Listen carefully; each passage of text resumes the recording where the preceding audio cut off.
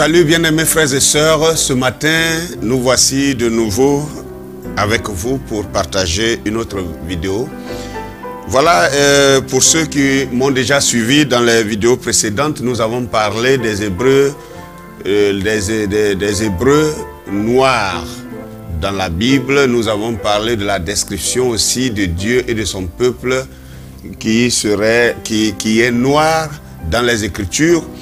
Aujourd'hui, je prends un nouveau thème puisque nous avons prouvé que les Hébreux de Dieu sont noirs, le peuple de Dieu, le peuple d'Israël est noir.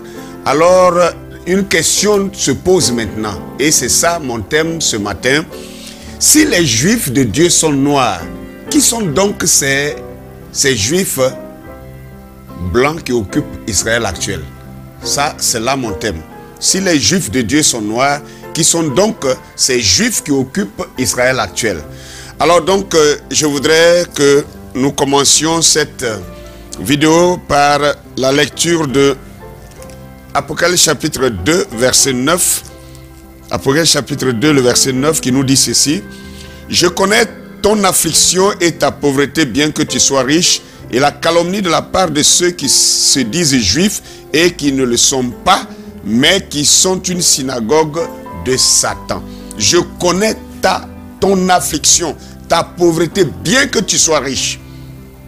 Et la calomnie de la part de ceux qui se disent juifs et ne le sont pas, mais qui sont une synagogue de Satan. » Voilà ce que le Seigneur a révélé dans sa parole ici, que déjà à partir de cette lecture, vous voyez, je sais que bien de prédicateurs, nous avions prêché dans le passé, voilà, et en attribuant ce texte-là aux Juifs spirituellement parlant. Et nous parlons des faux chrétiens, des faux croyants, et qui seraient ces gens-là qui se disent juifs et qui ne le sont pas. Mais non, ici, de façon littérale, la Bible parle exactement du peuple physique de Dieu, le peuple physique de Dieu. Bien vrai que dans le spirituel, il y a les faux croyants comme les vrais croyants. Mais ici, il est question des Juifs. Il parle des Juifs de Dieu. Et il dit ici que ces gens, des gens qui se disent Juifs et qui ne le sont pas, mais qui sont une synagogue de Satan. Alors, si nous avons trouvé précédemment, par les preuves bibliques et les déclarations prophétiques de notre temps, que les Juifs de Dieu sont noirs, alors qui sont ces Juifs qui occupent Israël actuel? Ça, c'est la question qu'on doit se poser. Et je sais que tous ceux qui ont écouté mes précédentes vidéos doivent avoir posé cette question aussi. Et donc, vous avez la réponse ce matin. Et je voudrais ensuite lire un autre verset qui est similaire à celui que je viens de lire, et pour baser, n'est-ce pas, ma thèse là-dessus. Ça, c'est Apocalypse chapitre 3, le verset 9 également. Vous voyez, premier verset, c'est Apocalypse 2, verset 9. Deuxième verset, c'est Apocalypse chapitre 3, verset 9, qui dit aussi, « Voici, je te donne quelques-uns de la synagogue de Satan qui se disent juifs et ne le sont pas, mais qui mentent. Voici, je les ferai venir se prosterner à tes pieds et reconnaître que je t'ai aimé. » Donc, les gens de la synagogue de Satan qui se disent juifs et ne le sont pas, mais qui mentent. Vous voyez, les mots sont pesés par Dieu. Il dit, ils mentent. Je crois que c'est dans une conversation avec un enfant qu'on peut dire, tu mens. C'est à un enfant, c'est entre les enfants qui se disent des choses comme ça. Mais des personnes âgées, des personnes matures ne peuvent pas dire l'un à l'autre, tu mens. Mais Dieu leur dit qu'ils sont des menteurs, qu'ils mentent. Ils se disent juifs, mais ils ne le sont même pas. Ils mentent. Alors, s'ils ne sont pas juifs, s'ils se disent juifs, qu'ils ne le sont pas, et qu'ils mentent, alors, d'où viennent-ils? D'où viennent-ils? Et où sont les Juifs actuels? Ça, c'est un autre thème qu'on va débattre plus tard. Les Juifs de Dieu qui sont noirs et qui ne sont plus sur leur territoire. Et ceux qui sont là, nous voyons qu'ils sont de teint carrément blanc. Ils sont carrément de peau blanche. Pas même d'à peu près, mais ils sont blancs. Ils ne sont même pas bronzés, ils sont blancs. Alors, qui sont-ils? Et la Bible vient de nous dire ici Ils se disent juifs, mais ils ne le sont pas. Ils mentent. Ils sont rien qu'une synagogue de Satan. Une synagogue de Satan. Et ils ont des calomnies. Voyez, la calomnie de la part de ceux qui se disent juifs et qui ne le sont pas. C'est des calomniateurs, c'est des menteurs. Dieu dit, ils mentent. Ils sont forts dans le mensonge. Ils fabriquent des fausses preuves. Ils font tout pour se faire passer pour les juifs de Dieu. Mais aujourd'hui, nous allons donner des preuves même historiques, des déclarations des hommes anciens du passé qui ont fait des déclarations là-dessus. Et aussi l'écriture va venir pour appuyer, qui est la base même, le socle de tout. Bien, avant tout, je voudrais qu'on avance un peu avec les écritures parce que j'ai beaucoup à dire dans cette petite vidéo. Donc, je ne voudrais pas perdre assez de temps. Donc, soyez patients avec moi. Nous allons lire aussi dans le livre de Romains chapitre 9, le verset 6. Romains 9, verset 6 nous dit ceci, et je lis. Il est dit, ce n'est point à dire que la parole de Dieu soit restée sans effet, car tous ceux qui descendent d'Israël ne sont pas Israël. Tous ceux qui descendent d'Israël ne sont pas Israël. Et je crois que tous les prédicateurs vont dire, ben écoutez, pasteur, que tu parles de quelque chose. Ça là, ça s'applique au spirituel. Mais ce qui est spirituel peut avoir aussi double application. Ça a une double application. Que tous ceux qui descendent d'Israël ne sont pas forcément Israël. Ici, nous, le côté spirituel, nous pouvons voir que voici les deux enfants qui sont nés d'Abraham, n'est-ce pas, et Ismaël et Isaac. Nous voyons qu'ils sont tous nés dans la maison d'Abraham, mais ils ne sont pas tous, n'est-ce pas, des enfants de la promesse. Il y a un seul qui est un enfant de la promesse avec sa lignée, et l'autre avec sa lignée ne sont pas des enfants de la promesse. Voici la première application qu'on peut trouver. Mais maintenant, ça, si on prend ce verset, on l'adjoint aux deux premiers versets d'Apocalypse chapitre 2, 9 et Apocalypse chapitre 3, 9, nous voyons que ça cadre bien en parlant aussi des faux juifs, ceux qui se disent juifs qui ne le sont pas et qui mentent. Donc ça a une application sur ces personnes-là aussi. Maintenant, si ces juifs de Dieu ne sont pas blancs et que ceux qui sont sur le territoire d'Israël actuellement sont blancs, alors où sont passés les juifs réels? Les juifs noirs, les juifs de Dieu qui sont de couleur noire, ils sont passés où? Ils sont où? Et qui sont ceux-ci? Donc ça fait deux questions. Je vais d'abord aborder cela en prenant Jacques chapitre 1. Jacques chapitre 1, le verset 1 exactement. Jacques chapitre 1, le verset 1 qui nous dit ceci. Jacques, serviteur de Dieu et du Seigneur Jésus-Christ aux 12 tribus qui sont dans la diaspora, salut. Je crois que chacun de nous comprenons français. Et le français dit, quand le français parle de la diaspora, il s'agit des citoyens qui quittent leur territoire, qui quittent leur patrie et qui se retrouvent dans une autre patrie, qui se retrouvent dans un autre pays. C'est ceux-là qu'on appelle la diaspora. Si nous sommes ici en Côte d'Ivoire et si nous voulons parler de la diaspora ivoirienne, nous pouvons parler des citoyens ivoiriens, des nationaux ivoiriens qui se sont déplacés pour être peut-être en Europe, pour être peut-être aux États-Unis, qui sont peut-être, même quand ils sont au Ghana, ils sont dans la diaspora, puisqu'ils ont quitté leur territoire. Alors donc ici, l'apôtre Jacques parlait déjà. Regardez, Jacques a vécu quand? Jacques est contemporain à Jésus-Christ, car Jacques est le frère de Christ, de Jésus, enfant de Marie. Et ce Jacques-là, à l'ère chrétienne, aux premières heures du christianisme, il parlait déjà aux Juifs, il s'adressait aux Juifs qui n'étaient plus sur leur territoire, pour la plupart d'entre eux. Je ne dis pas que tous les Juifs avaient disparu d'Israël, mais je veux dire que la majorité n'était plus sur leur territoire. Et le texte même le dit, puisque le texte dit aux 12 tribus d'Israël qui sont dans la diaspora. Pas à la seule tribu, pas aux deux tribus qui sont parties. Ce n'est pas deux tribus qui sont parties, ce n'est pas trois tribus. Il parlait déjà de 12 tribus qui avaient déjà fui le territoire, qui étaient en dehors du territoire d'Israël. Donc, aux 12 tribus qui sont dans la diaspora. Donc, déjà, le texte de Jacques, chapitre 1, verset 1 ici, nous prouve déjà que les Juifs noirs, les enfants de Dieu, les Juifs de Dieu, les vrais Juifs, n'étaient plus sur leur territoire. Ils étaient partis, ils étaient déjà dans la diaspora. Alors, je peux encore donner une autre preuve dans Actes chapitre 2, le verset 5. Actes chapitre 2, le verset 5.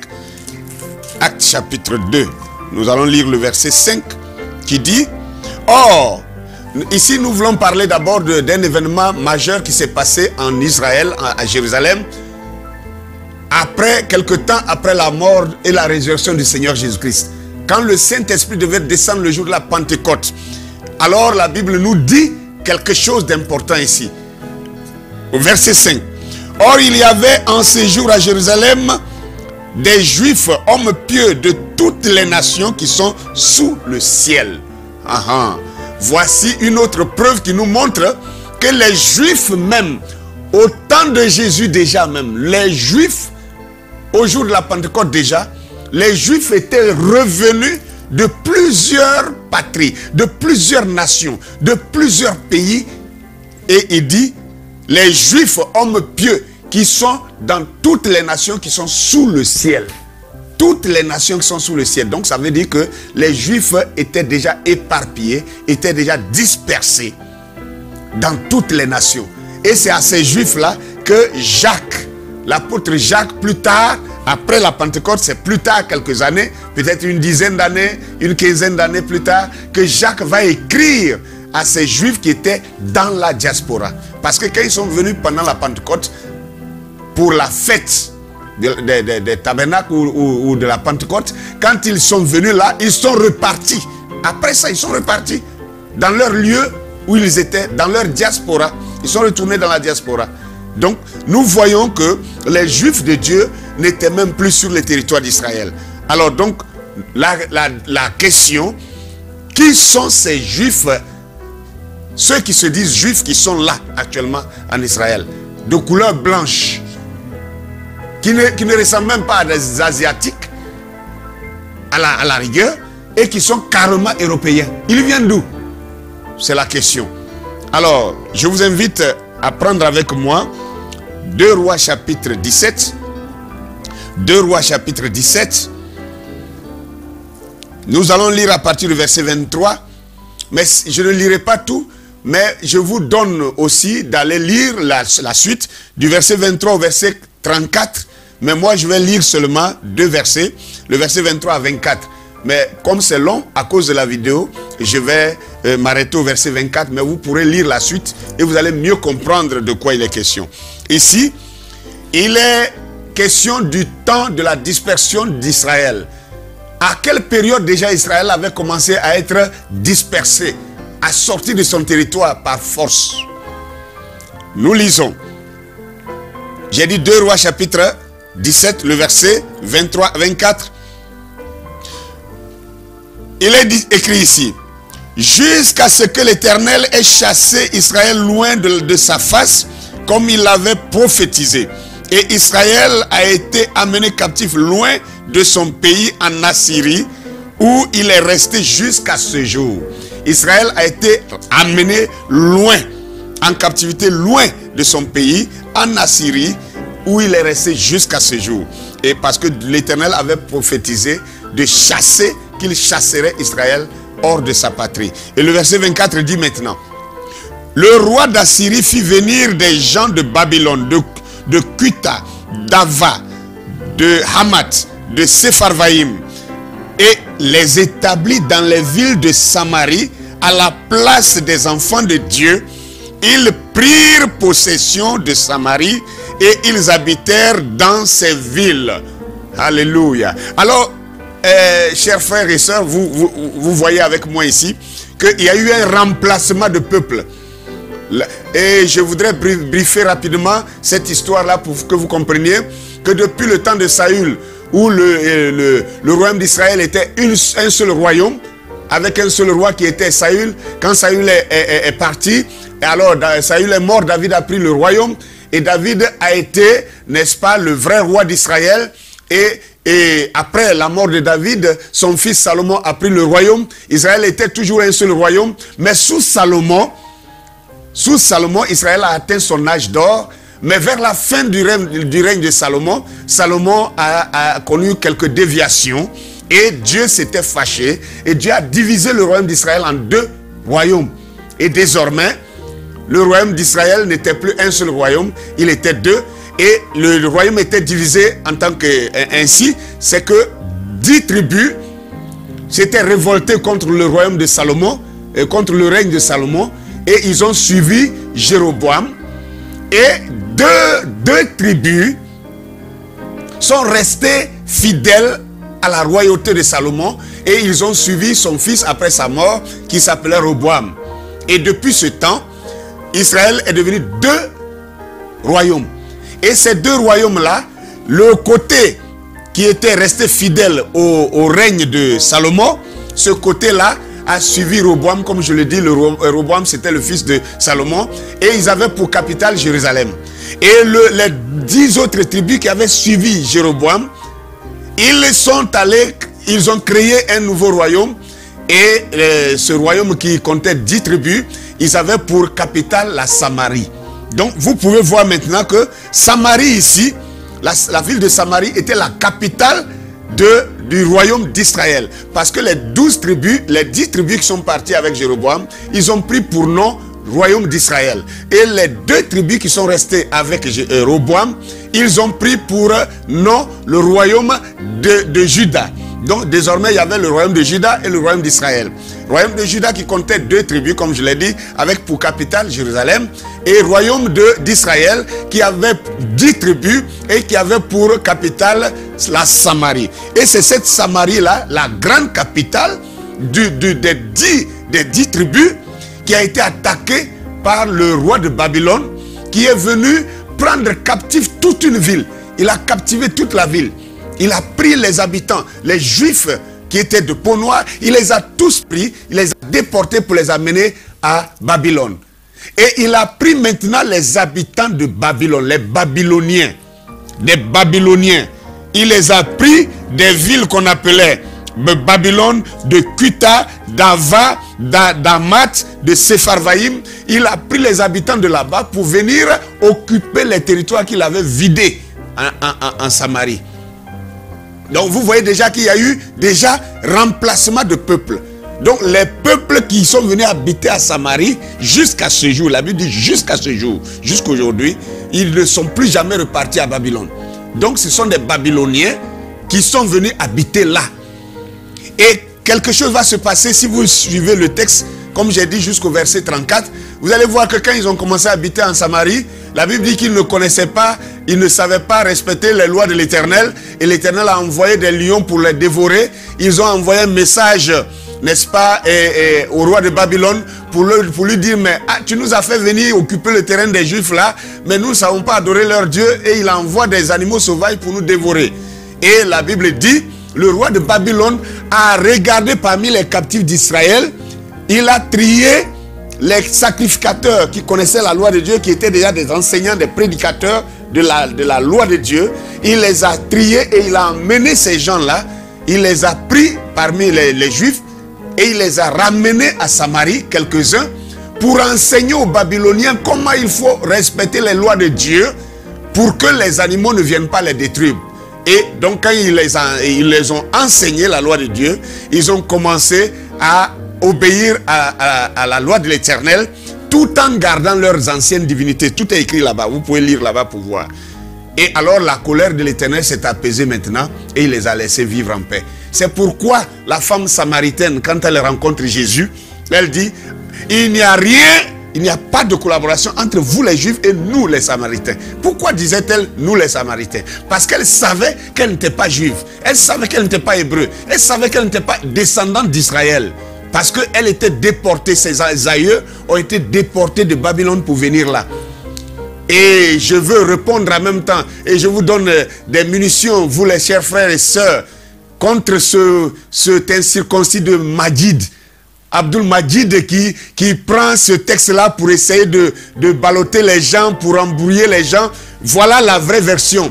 la femme samaritaine n'a jamais été une femme juive. Elle n'était pas juive. Si elle était juive, elle n'allait pas dire vous les juifs et nous les samaritains. Et voilà ses sources. C'est parce qu'elle n'était pas juive. Alors donc, je peux continuer maintenant. Et vous pouvez voir là, par ce texte déjà, comment le remplacement du peuple juif a déjà commencé. Et quand ils ont fait ça, les Babyloniens ont fait ça. Ils ont détruit le royaume d'Israël qui était, n'est-ce pas, ce royaume de Jéroboam avec 10 tribus. Ils ont détruit, démoli ce royaume-là. Ça les a plu. Et ils ont voulu renouveler cette expérience-là avec le royaume de Juda.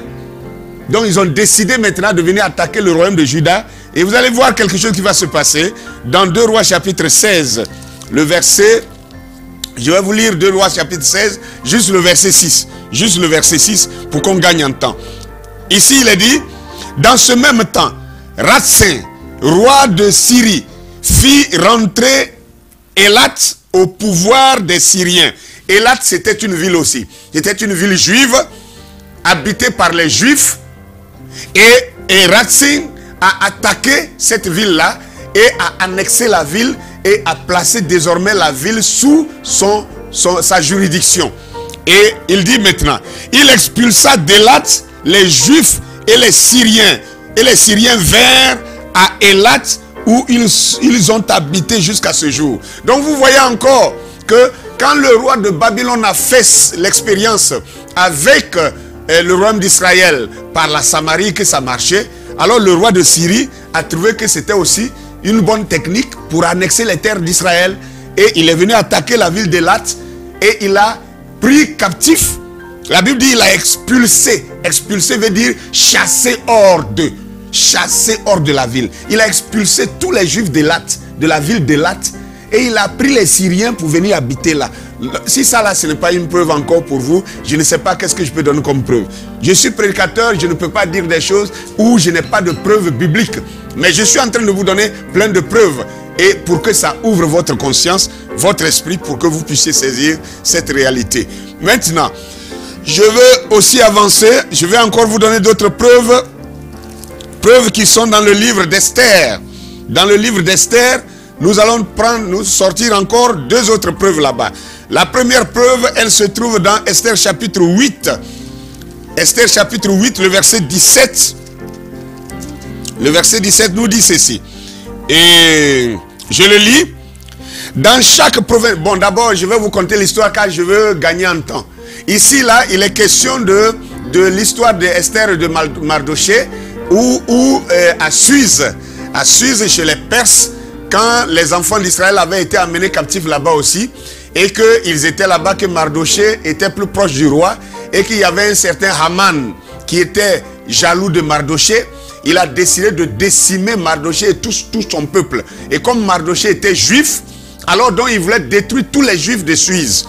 Et il a trompé le roi, et le roi a signé un décret pour qu'on massacre les juifs. Et Esther, ayant jeûné 3 jours, est partie rencontrer le roi qui était son mari, son époux. Et alors, elle a plaidé et le roi a signé un autre décret car il ne pouvait pas défaire sa loi. Donc il a signé un autre décret pour donner un droit légal aux Juifs de se défendre. Et quand les Juifs se sont défendus vaillamment pendant 2 jours de combat, les Juifs, au lieu d'être exterminés, c'est les Juifs qui ont exterminé leurs ennemis. Et quand cette scène a eu lieu, maintenant écoutez, quelque chose va se passer. Je vais lire le verset 17 maintenant. J'ai resitué la chose dans son contexte et je vais lire maintenant. Dans chaque province et dans chaque ville, partout où arrivait l'ordre du roi et son édit, il y eut parmi les Juifs de la joie et de l'allégresse, des festins et des fêtes. Maintenant écoutez, quand ils ont gagné cette guerre-là, ils ont organisé des festins et des fêtes. Et la Bible dit, et beaucoup de gens d'entre les peuples du pays se firent juifs. Car la crainte des Juifs les avait saisis. Alléluia. Voici encore une autre manière, une autre façon.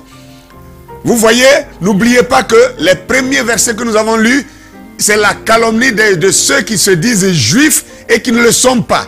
Et la Bible dit ici, dans la ville de Suse, après que les Juifs aient gagné la victoire sur leurs ennemis, ils ont commencé à fêter. Les peuples de cette ville-là, les peuples de ce pays, beaucoup d'entre elles, beaucoup de gens entre les peuples de ce pays se sont fait passer pour des Juifs.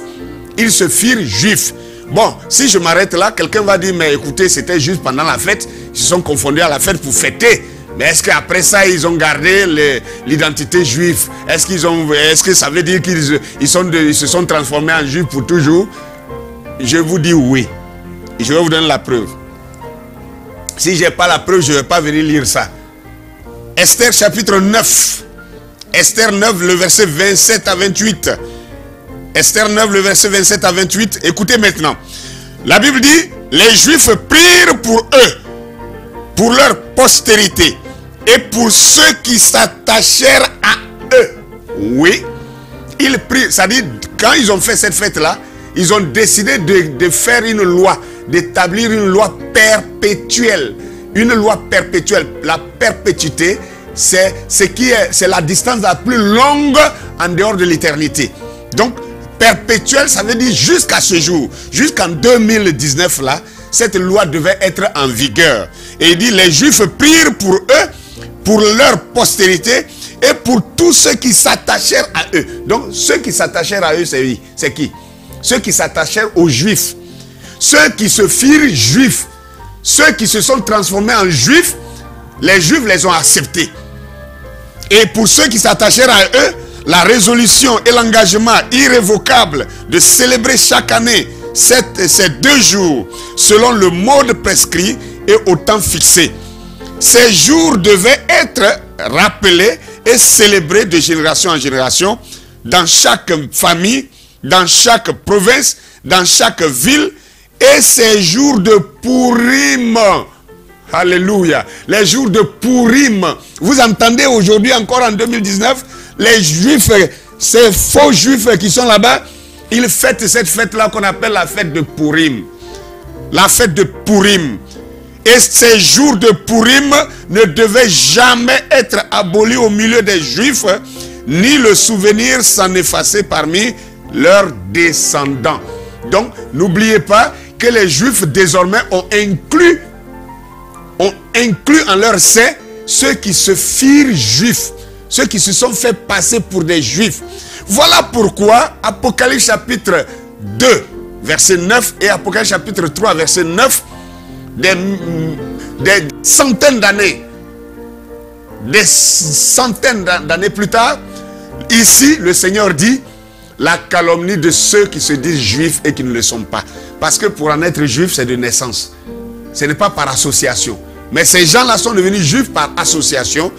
D'autres sont devenus juifs par habitation sur le territoire parce que les vrais juifs ayant été expulsés ou captivés, alors on a pris d'autres peuples pour venir les faire habiter là et ils se sont fait juifs. Maintenant quelqu'un me dira, oh pasteur Ake, ça semble beau mais ce n'est pas vrai. Parce que si c'était vrai, pourquoi ces juifs là, si tu dis qu'ils sont faux, qu'ils ne sont pas les vrais juifs, pourquoi alors toutes les fois qu'ils sont en guerre, selon la Bible dit que Israël sera toujours en guerre, mais il ne sera jamais vaincu. Pourquoi toujours, et ils sont toujours plus forts, ils sont toujours vainqueurs, et tout ça, et tout ça.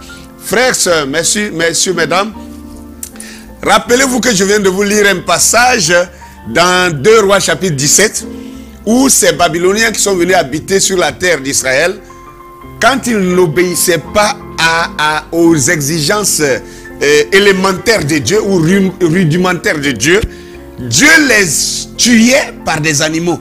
Mais quand ils ont envoyé des Lévites pour venir leur enseigner la loi de Dieu, eux qui n'étaient pas juifs, ils ont commencé à pratiquer la loi de Dieu et Dieu a commencé à les protéger.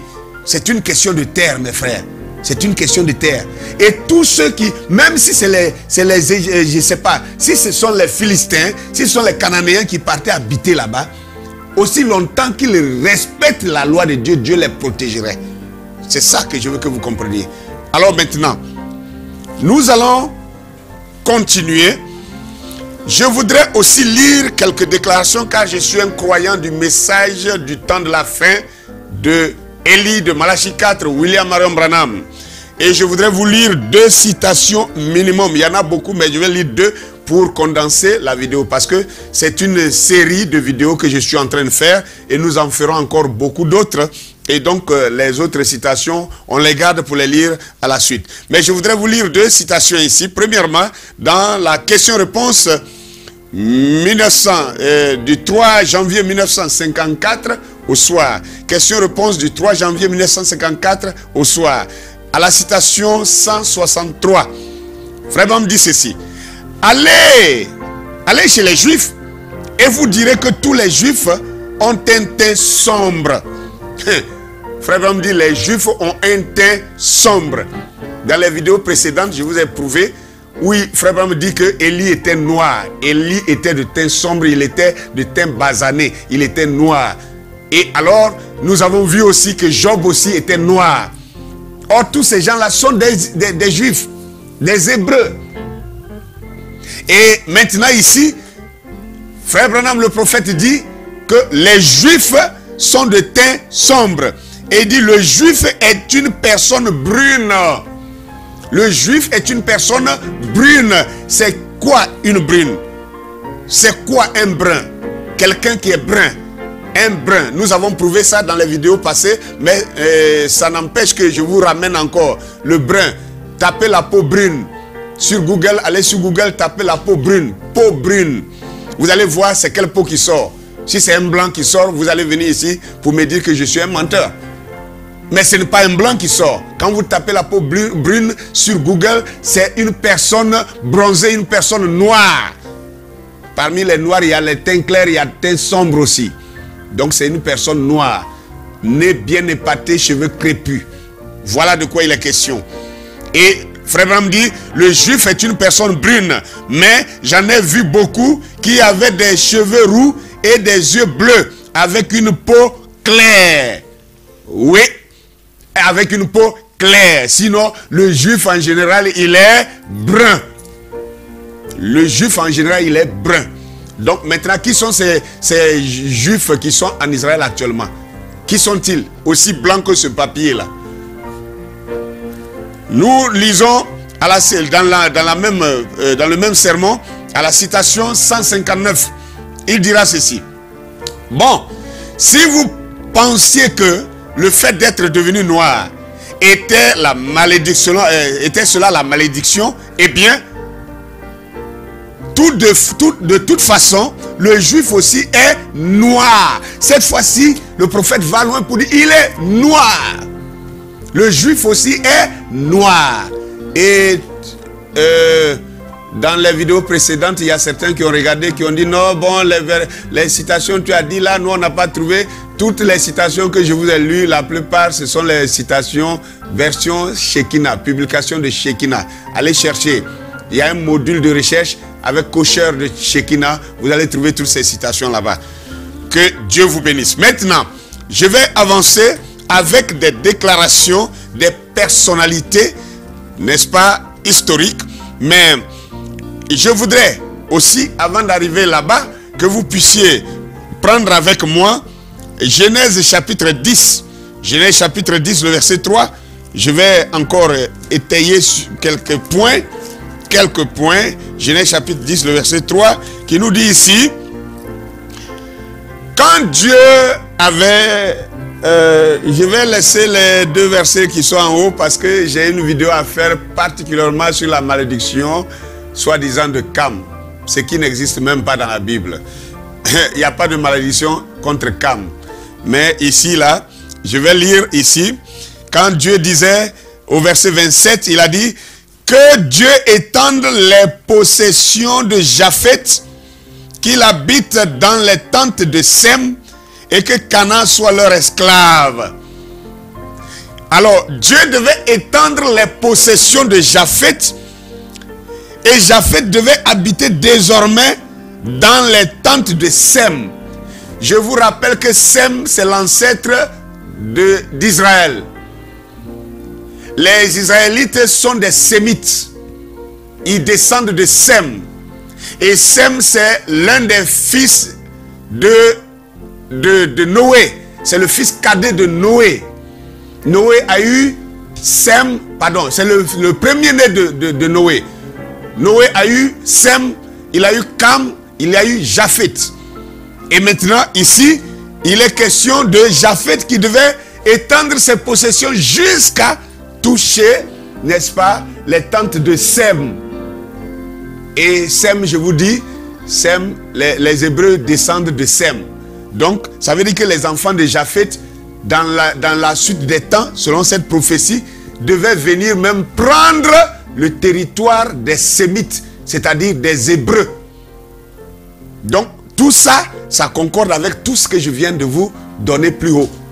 Et vous comprenez déjà ce que ça veut dire. Maintenant, nous pouvons aussi prendre... j'ai dit quoi? J'avais dit Genèse 10, 3. Non. J'ai voulu dire Genèse chapitre 9, le verset 27. Genèse chapitre 9, le verset 27. C'est ce que je viens de lire. C'est maintenant que je vais lire Genèse chapitre 10, le verset 3. Genèse 10, verset 3 dit quelque chose. Les fils de Gomer furent Askenaz, Riphath et Togarma. Les fils de Gomer furent Askenaz, Riphath et Togarma. Maintenant, qui est Gomer lui-même? Gomer, c'est l'un des fils de Japheth. Gomer, c'est l'un des fils de Japheth. Et Japheth a engendré Gomer. Gomer a engendré Askenaz. Askenaz. Retenez ce nom Askenaz. Désormais, il y a un moyen scientifique pour retrouver par l'ADN de chacun de nous ses origines véritables, ses souches véritables. Et vous pouvez voir que dans le temps, un certain artiste célèbre américain appelé Michael Jackson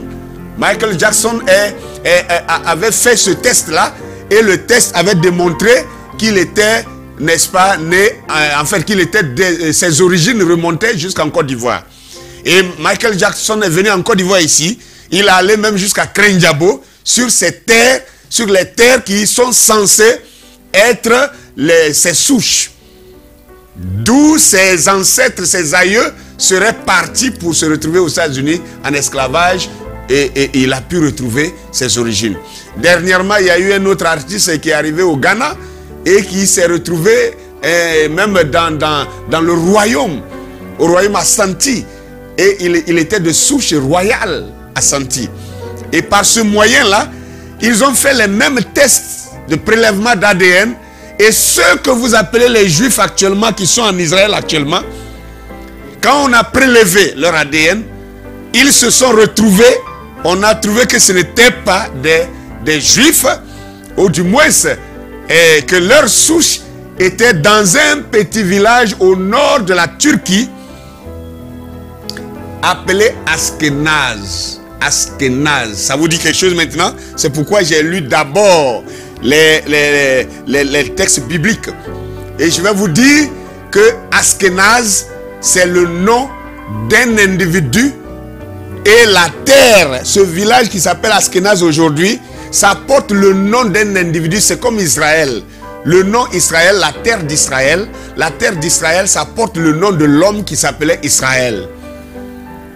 Et cet individu-là, il n'est même pas un sémite. Cet individu n'est même pas un descendant de Sem.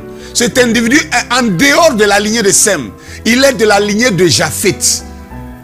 Et qu'est-ce que Dieu avait déjà dit dans Genèse chapitre 9, le verset 27?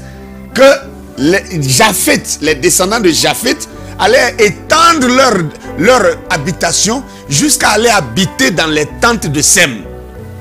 Bon, je crois que si tout ça ne sont pas encore des preuves pour vous, je ne sais pas qu'appelez-vous alors preuve. C'est que ramenez-moi à l'école, je vais apprendre le français.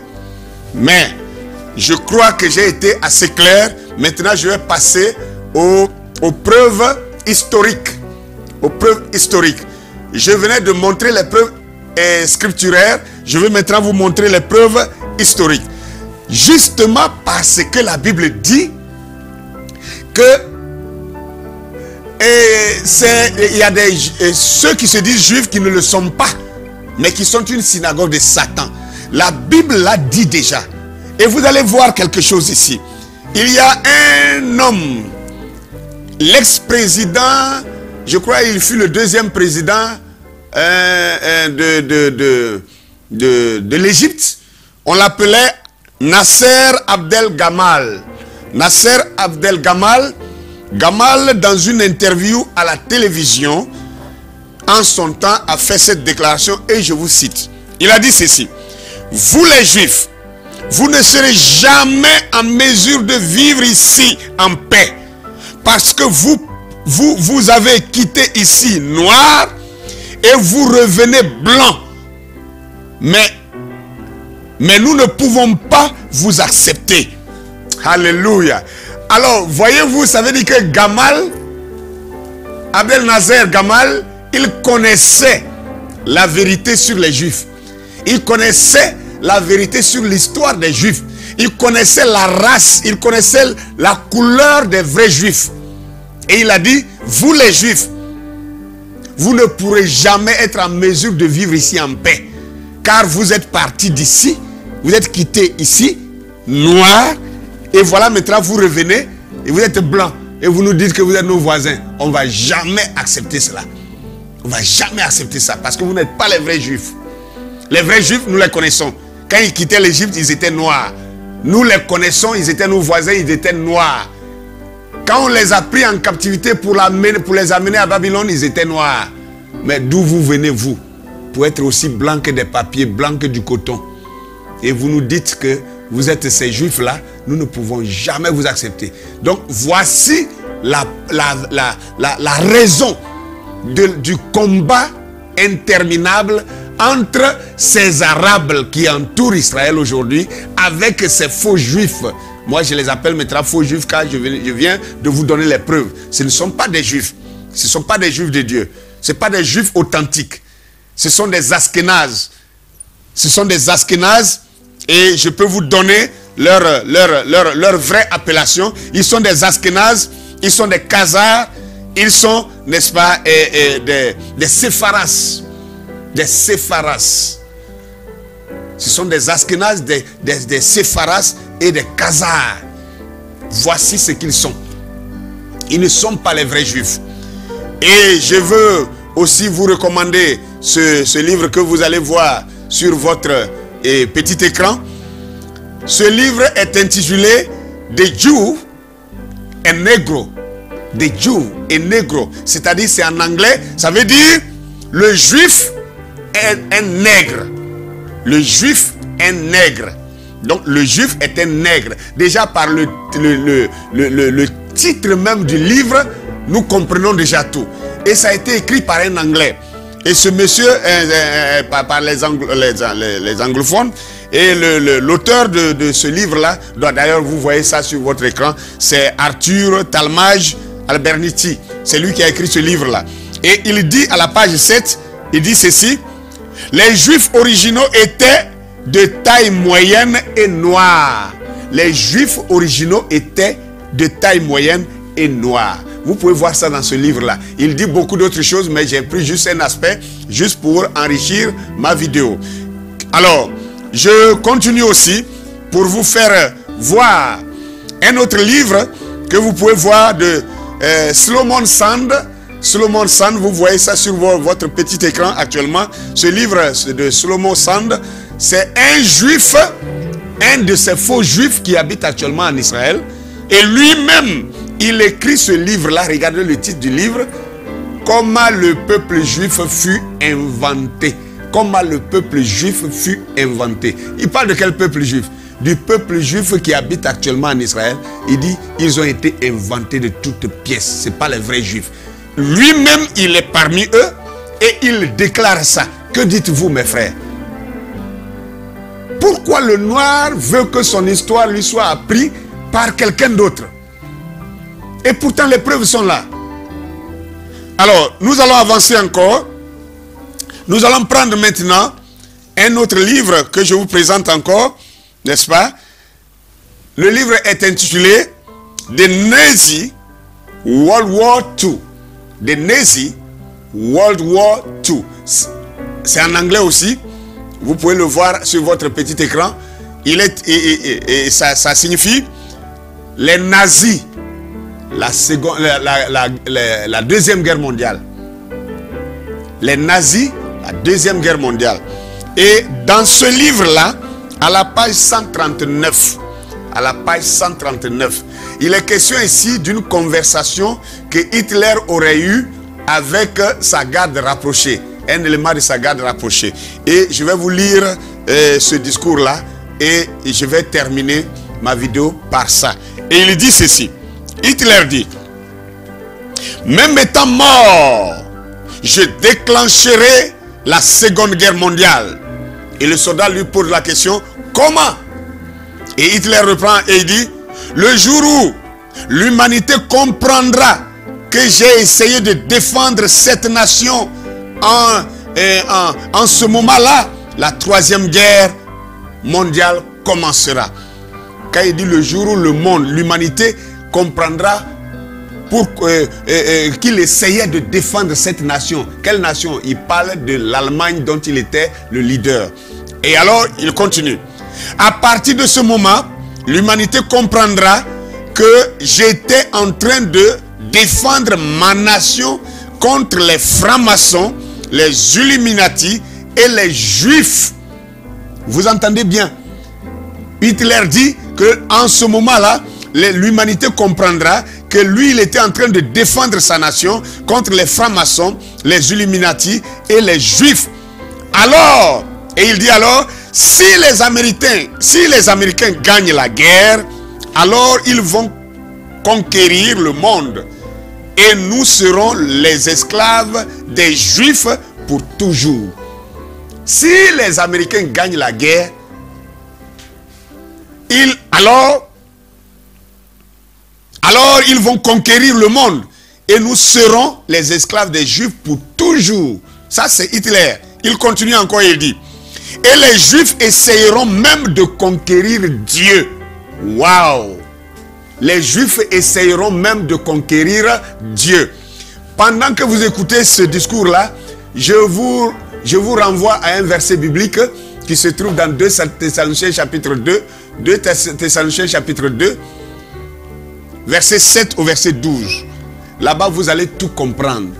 Où la Bible dit que l'Antichrist ira s'asseoir même dans le temple de Dieu, se proclamant lui-même Dieu. Vous allez tout comprendre maintenant. Ici, il disait que ces Juifs essayeront même de conquérir Dieu. Qui va envoyer cet Antichrist-là pour aller s'asseoir là-bas? C'est les Juifs, c'est ces faux Juifs-là. C'est parce qu'ils sont un faux peuple de Dieu qu'ils vont envoyer un faux Christ pour l'introniser dans la ville de Dieu, dans la sainte ville de Dieu, pour faire croire à toutes les nations que voici le Christ que les gens attendaient. Parce qu'eux-mêmes ils sont faux, donc leur Christ sera faux. Voilà la réalité. Et je continue. Donc il dit, et les Juifs essayeront même de conquérir Dieu. Est-ce que tu sais ce que les Américains ont? Non. Est-ce que tu sais ce que l'Amérique a en sa possession? C'est Hitler qui continue et il pose la question maintenant à son garde. Et le soldat dit non. Hitler reprend la parole, il dit: les Américains ont entre leurs mains les précieux bijoux de Dieu. Les Américains ont volé les précieux bijoux de Dieu. Le soldat pose la question maintenant: qui sont ces précieux bijoux? Hitler reprend: l'Amérique a volé les Juifs de Dieu. Ces précieux bijoux, ces nègres. Wouh! Il dit ces nègres. Ces nègres. Donc Hitler savait que les vrais Juifs étaient des nègres. Pas des bronzés, des nègres. Hitler dit des nègres. C'est un livre, c'est pas moi qui ai écrit le livre. D'ailleurs même, c'est un livre écrit en anglais. Vous voyez le livre, vous pouvez le commander sur Amazon et vous allez le lire. Il dit, ces nègres. Quelle action folle! C'est un défi direct contre le Créateur. Ça, c'est Hitler qui continue de parler. Et ils ont planifié de déplacer ces faux juifs blancs à la place des vrais juifs de Dieu. Alléluia. Hitler savait déjà le plan qui était concocté, qu'après la guerre mondiale, alors, qu'est-ce qui allait se passer?